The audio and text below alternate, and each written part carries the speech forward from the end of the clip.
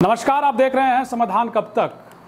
आज जैसा कि आपने टाइटल देखा होगा कि झारखंड में रघुवर दास की एंट्री के बाद किस तरह की हलचल जो है वो अब झारखंड की राजनीति में देखने को मिल रही है। जब वो उड़ीसा से ठीक जब राज्यपाल का इस्तीफा देकर झारखंड पहुंचे थे और जब उनका स्वागत एयरपोर्ट पर भाजपा के कार्यकर्ताओं ने नेताओं ने किया था, वो तस्वीर भी आपने देखी होगी। और उसके बाद से खरमास जो अब समाप्त हो चुका है और उसके बाद से अब किस तरह की गतिविधि झारखंड में भाजपा के खेमे में दिख सकती है, ये जानना शायद बेहद ज़रूरी है।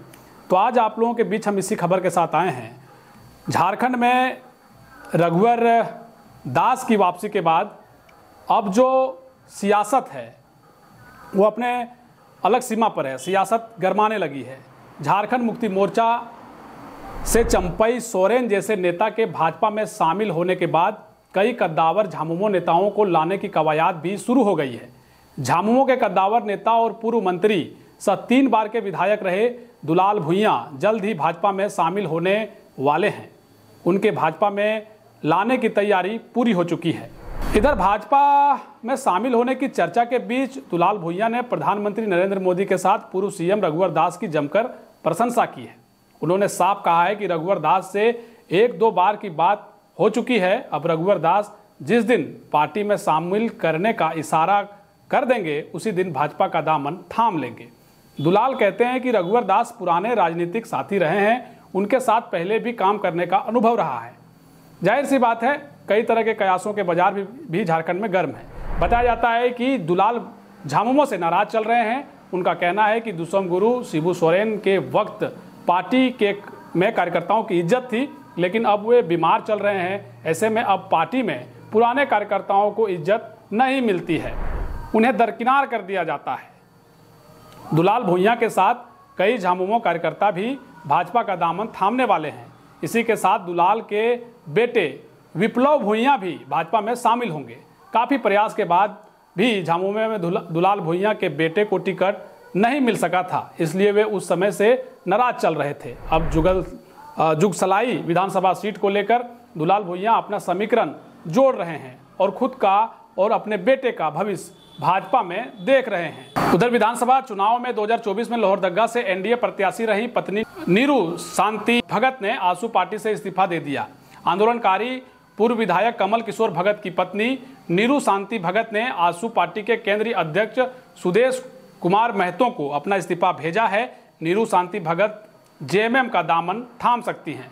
नीरू शांति भगत की हेमंत सोरेन से मुलाकात हो चुकी है। माना जा रहा है कि वे जेएमएम ज्वाइन कर सकती हैं। नीरू शांति भगत ने अपने इस्तीफे में पार्टी के नेताओं पर गंभीर आरोप लगाए हैं। नीरू शांति भगत ने आजसू पार्टी के पदाधिकारियों पर अभद्रता का आरोप लगाया है। उन्होंने कहा है कि वो बिना किसी राग द्वेष भेदभाव के आजसू पार्टी के सभी पद और प्राथमिक सदस्यता से इस्तीफा दे रही हैं।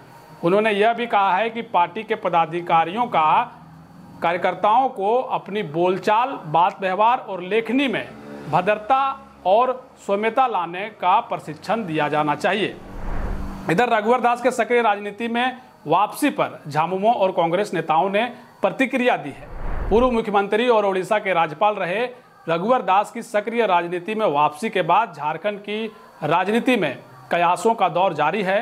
रघुवर दास को भाजपा का राष्ट्रीय नेतृत्व कौन सी जिम्मेदारी देगा, वह झारखंड की राजनीति में अपनी भूमिका किस तरीके से निभाएंगे, या फिर भाजपा में कमबैक के बाद उनकी पार्टी में भूमिका राष्ट्र स्तर की होगी, इन तमाम बिंदुओं पर कयासों का दौर जारी है। वहीं रघुवर दास की सक्रिय राजनीति में पुनर्वापसी से कांग्रेस झामुमो जैसे दल के नेता ज़्यादा खुश नजर आ रहे हैं।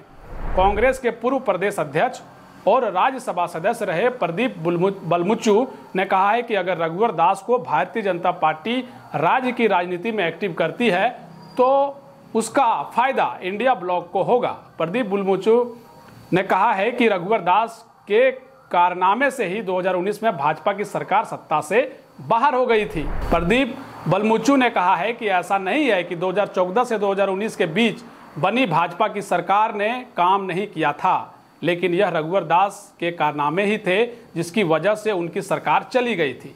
प्रदीप बलमुचू ने कहा है कि रघुवर दास के व्यवहार और काम से लोगों में उनके प्रति घृणा हो गई थी। अब जब वह फिर से सक्रिय राजनीति में लौटे हैं तो उसका फायदा इंडिया ब्लॉक को होगा। रघुवर दास को अब राज्य की राजनीति में अप्रासंगिक बताते हुए झारखंड मुक्ति मोर्चा के केंद्रीय प्रवक्ता मनोज पांडे ने कहा है कि वह कोई आंदोलनकारी नहीं रहे हैं। उनको मुख्यमंत्री रहते 2019 में हम लोगों ने हराया है।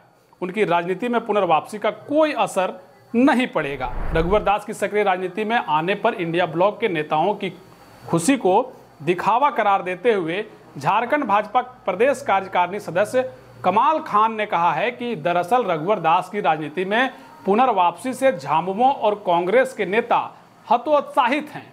भाजपा नेता ने कहा है कि अपने दर्द को कम करने के लिए खुश होने का दिखावा करते फिर रहे हैं। उन्होंने कहा है कि रघुवर दास को जब जब जिम्मेवारी मिली है तब तब भाजपा सत्ता में आई है, इसलिए इंडिया ब्लॉक के नेता परेशान और हताश है। बहरहाल इतना साफ हो गया है कि रघुवर दास की राजनीति में पुनर्वापसी से भाजपा के खेमे में उत्साह देखा जा रहा है। अब किस तरह आने वाले दिनों में विपक्ष की भूमिका झारखंड में भाजपा निभाती है, यह देखना दिलचस्प होगा। किस तरीके का समीकरण और किस तरह की राजनीति के साथ भाजपा आने वाले दिनों में झारखंड में काम करेगी, यह भी देखना होगा। फिलहाल आप हमें इजाजत दीजिए, मिलेंगे अगली खबर में। तब तक देखते रहिए समाधान कब तक। बहुत शुक्रिया, बहुत धन्यवाद।